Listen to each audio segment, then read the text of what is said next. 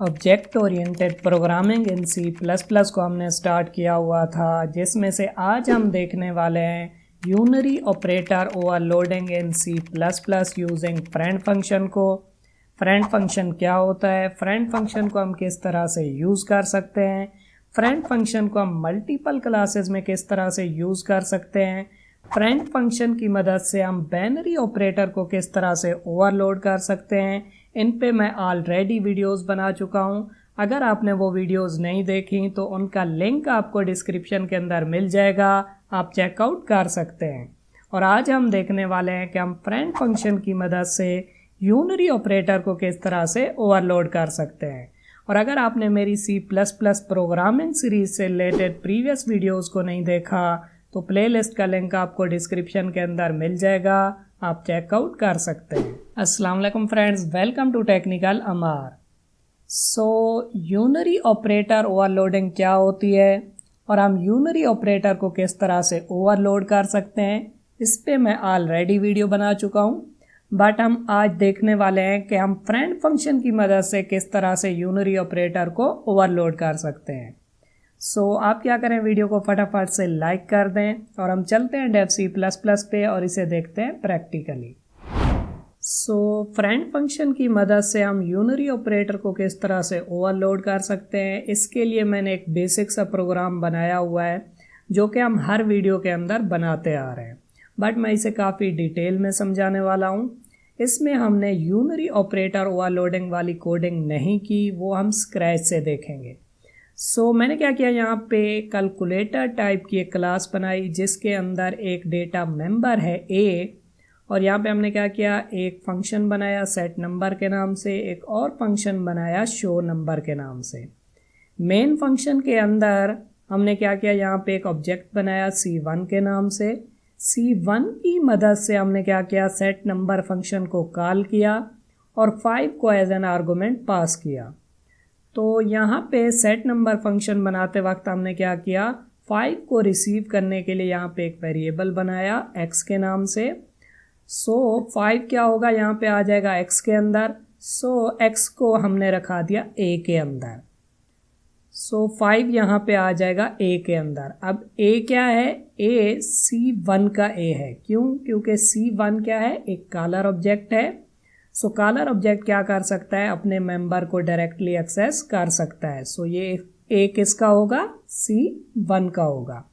तो C1 के ए के अंदर वैल्यू आ जाएगी 5। उसके बाद मैंने क्या किया, यहाँ पे C1 की मदद से शो नंबर फंक्शन को कॉल किया और यहाँ पे ए को प्रिंट कराया। तो ए के अंदर ऑलरेडी 5 आ चुका था। यहाँ पे C1 का ए प्रिंट होगा तो यहाँ पे हमें शो होगा 5।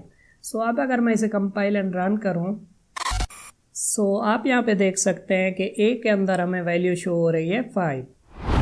अब मैं क्या चाहता हूँ कि C1 को मैं निगेट करूँ, तो मैं क्या करता हूँ, यहाँ पे एक और ऑब्जेक्ट बनाता हूँ C2 के नाम से, और यहाँ पे हम क्या करते हैं कि माइनस ऑफ C1 को रखाते हैं C2 के अंदर। मैं क्या चाहता हूँ कि C1 को मैं निगेट करूँ और उसे रखाऊँ C2 के अंदर। बट यहाँ पे हमें एक एरर देखने को मिलेगा, क्योंकि हम ऑब्जेक्ट के साथ ऑपरेटर्स को यूज़ नहीं कर सकते, क्योंकि कंपाइलर इसकी कोडिंग को नहीं समझता। अगर C1 इंट टाइप का होता, फ्लोट टाइप का होता, डबल टाइप का होता, मतलब प्रिमिटिव टाइप का होता, तो कंपाइलर इसे समझता। क्योंकि C1 कैलकुलेटर टाइप का है और कैलकुलेटर एक ऐसा डेटा टाइप है जो कि हमने खुद बनाया है। तो compiler user defined data type की कोडिंग को नहीं जानता। जो डेटा टाइप हमने बनाए हैं उन पे अगर हम कोई ऑपरेटर यूज़ करेंगे तो कंपाइलर इसे नहीं समझता, इसलिए यहाँ पे कंपाइलर एरर थ्रो करेगा। तो हमें क्या करना पड़ेगा, इसकी कोडिंग खुद करनी पड़ेगी। तो मैं क्या करता हूँ कि यहाँ पे एक फंक्शन बनाता हूँ और उसका रिटर्न टाइप क्या होगा, क्योंकि जो भी वैल्यू रिटर्न होगी वो आएगी C2 के अंदर। C2 क्या है, कैलकुलेटर टाइप का है, तो यहाँ पे उसका रिटर्न टाइप होगा कैलकुलेटर। और फंक्शन का नाम मैं यहाँ पे रखता हूँ मैनेज। तो अब क्या होगा, अब भी यहाँ पे हमें एक एरर देखने को मिलेगा। क्योंकि किसी भी फंक्शन का नाम ऑपरेटर नहीं हो सकता। तो हम ऐसा कर सकते हैं कि हम यहाँ पे एक कीवर्ड लगाएं ऑपरेटर, तो इस तरह हम फंक्शन का नाम रख सकते हैं। यहाँ पे दरअसल हमने किया क्या कि हमने C1 की मदद से ऑपरेटर मैनेज फंक्शन को कॉल किया। ऑपरेटर मैनेज फंक्शन को हमने कॉल किया C1 की मदद से, क्योंकि यहाँ पे हमें C++ वालों ने कहा कि फंक्शन डिफाइन करते वक्त अगर आप यहाँ पे फंक्शन का नाम ऑपरेटर रखते हैं तो आपको क्या करना पड़ेगा, यहाँ पे ऑपरेटर कीवर्ड लगाना पड़ेगा। तो इसलिए हमें यहाँ पे भी ऑपरेटर कीवर्ड लगाना पड़ेगा कॉल करते वक्त। बट क्योंकि हम चाहते हैं कि हम इसे इस तरह से लिखें, तो C++ वालों ने कहा कि आप क्या कर सकते हैं कि कॉल करते वक्त आप यहाँ पे अगर ऑपरेटर नहीं लिखना चाहते तो आप इसे स्किप कर सकते हैं, और साथ में आप डॉट को भी स्किप कर सकते हैं। तो इसे हम कैसे रीड करेंगे कि C1 ने अब मैनेज फंक्शन को कॉल किया, क्योंकि इसमें कोई भी आर्गुमेंट पास नहीं हो रहा, तो यहाँ पे हम पैरेंथेसिस को भी इरेज कर सकते हैं। तो C1 ने मैनेज फंक्शन को कॉल किया, तो यहाँ पे C1 ने मैनेज फंक्शन को कॉल किया, तो ये वाला फंक्शन कॉल हो जाएगा। बट यहाँ पे क्योंकि हमने लिखा हुआ है मैनेज C1, क्योंकि अगर आप यहाँ पे देखें, अगर मैं किसी भी वैल्यू को निगेट करना चाहता हूँ, फॉर एग्जांपल 3 को निगेट करना चाहता हूँ, तो हम क्या लिखते हैं, -3, ना कि 3 माइनस। ठीक है, तो हम इसे लिखेंगे ऐसे ही -C1, बट हम रीड इसे कैसे करेंगे कि C1 ने मैनेज फंक्शन को कॉल किया, C1 ने मैनेज को कॉल किया, इस तरह हम इसे रीड करेंगे। तो मैं क्या करता हूँ, इसे वापस लाता हूँ। ठीक है, कि C1 ने मैनेज को कॉल किया। अब क्योंकि C1 ने मैनेज फंक्शन को कॉल किया था, तो अगर हम यहाँ A को लिखेंगे तो वो A किसका होगा, C1 का होगा, क्योंकि C1 कॉलर ऑब्जेक्ट है और कॉलर ऑब्जेक्ट अपने मेंबर को डायरेक्टली एक्सेस कर सकता है। तो हम क्या चाहते हैं कि हम यहाँ पे A को निगेट करें और उसे रखाएं C2 के अंदर। तो मैं क्या करता हूँ, यहाँ पे एक और टेम्परेरी ऑब्जेक्ट बना लेता हूँ कैलकुलेटर के नाम से। हम क्या करेंगे कि A को निगेट करके रखाएंगे टेम्प के A के अंदर।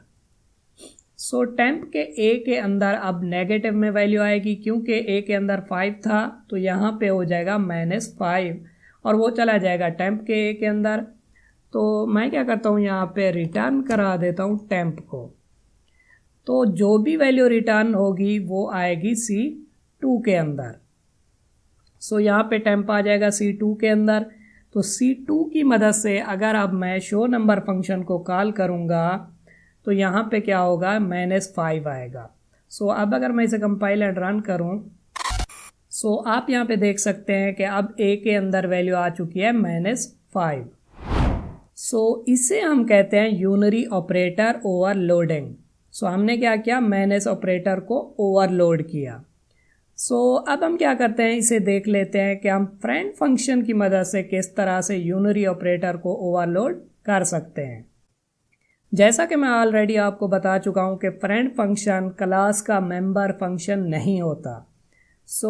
इसे हम क्या करते हैं, यहाँ से कट करते हैं, क्योंकि फ्रेंड फंक्शन क्लास का मेंबर फंक्शन नहीं होता, तो उसे हम क्लास के बाहर बनाएंगे।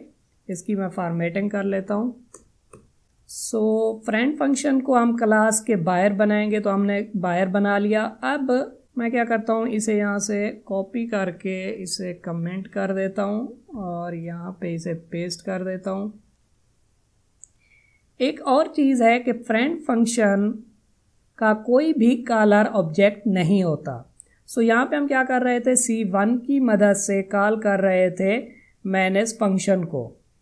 अब क्योंकि फ्रेंड फंक्शन का कोई कॉलर ऑब्जेक्ट नहीं होता, क्योंकि फ्रेंड फंक्शन क्लास का मेंबर फंक्शन नहीं होता। कॉलर ऑब्जेक्ट तो उसका होता है जो कि फंक्शन क्लास का मेंबर फंक्शन हो। तो अब क्या होगा, अब ऐसा होगा कि C1 को हम एज एन आर्गुमेंट पास करेंगे। तो यहाँ पे होगा ऐसे कि ऑपरेटर मैनेज फंक्शन को हम करेंगे कॉल और C1 को उसमें एज एन आर्गुमेंट पास करेंगे, बट हम उसे लिखेंगे ऐसे ही मैनेज C1। जस्ट रीड हम कैसे करेंगे कि मैनेज फंक्शन कॉल हुआ और C1 उसमें एज एन आर्गुमेंट पास हुआ। सो अगर C1 एज एन आर्गुमेंट पास हो रहा है तो यहाँ पे हमें क्या करना पड़ेगा, उसे रिसीव भी करना पड़ेगा। तो मैं क्या करता हूँ, यहाँ पे कैलकुलेटर टाइप का एक ऑब्जेक्ट बनाता हूँ C। तो C1 को हमने रिसीव किया C के अंदर। सो अब हम यहाँ पे जस्ट A नहीं लिखेंगे, वरना हमें कैसे पता चलेगा कि ये A किसका है, क्योंकि कॉलर ऑब्जेक्ट तो है नहीं। तो हम क्या करेंगे, यहाँ पे लिखेंगे C.A, क्योंकि C1 को हम C के अंदर रिसीव कर चुके हैं। तो C.A लिखेंगे तो वो C1 का A होगा, उसे हम निगेट कर लेंगे और रखा देंगे टेम्प के अंदर और टेम्प को रिटर्न करा देंगे। तो इस तरह हम क्या कर सकते हैं कि फ्रेंड फंक्शन की मदद से यूनरी ऑपरेटर को ओवरलोड कर सकते हैं। बट हमें क्या करना पड़ेगा, यहाँ पे इसे डिक्लेयर भी कराना पड़ेगा ताकि कंपाइलर को पता चले कि ये मैनेज वाला जो फंक्शन है ये इस क्लास का फ्रेंड फंक्शन है, इसलिए ये ए को यहाँ पे एक्सेस कर सकता है। तो मैं क्या करता हूँ, यहाँ पे इसे डिक्लेयर भी करा देता हूँ। तो हमें क्या करना पड़ेगा, यहाँ पे कीवर्ड लगाना पड़ेगा फ्रेंड। तो अब ये मैनेज फंक्शन जो है कैलकुलेटर क्लास का फ्रेंड फंक्शन है, इसलिए ये इसके प्राइवेट मेंबर A को एक्सेस कर सकता है। अब अगर मैं इसे कंपाइल एंड रन करूंगा तो सेम ही आउटपुट हमें देखने को मिलेगी। आप यहाँ पे देख सकते हैं कि हमें A के अंदर वैल्यू मिल रही है -5। इस तरह हम क्या कर सकते हैं कि यूनरी ऑपरेटर को ओवरलोड कर सकते हैं using friend function. Friend function से रिलेटेड एक और वीडियो भी आने वाली है। आप क्या करें, मेरी C++ ट्यूटोरियल फॉर बिगनर्स वाली प्लेलिस्ट को यहाँ से एक्सेस करें। इस प्लेलिस्ट के अंदर आपको तमाम वीडियोस सीक्वेंस में देखने को मिलेंगी। और अगर आप जस्ट ऑब्जेक्ट ओरिएंटेड प्रोग्रामिंग से रिलेटेड वीडियोस को देखना चाहते हैं तो आप मेरी ऑब्जेक्ट ओरिएंटेड प्रोग्रामिंग वाली प्लेलिस्ट को भी यहाँ से एक्सेस कर सकते हैं। और अगर आप C++ से रिलेटेड एग्जाम्पल प्रोग्राम्स को देखना चाहते हैं तो आप मेरी C++ एग्जाम्पल प्रोग्राम वाली प्लेलिस्ट को भी यहाँ से एक्सेस कर सकते हैं। इस प्लेलिस्ट के अंदर मैंने तमाम टॉपिक से रिलेटेड एग्जाम्पल प्रोग्राम्स को कवर किया हुआ है। कैसी लगी आपको वीडियो? अगर वीडियो अच्छी लगी हो तो वीडियो को लाइक करें और चैनल को सब्सक्राइब करें। Thank you.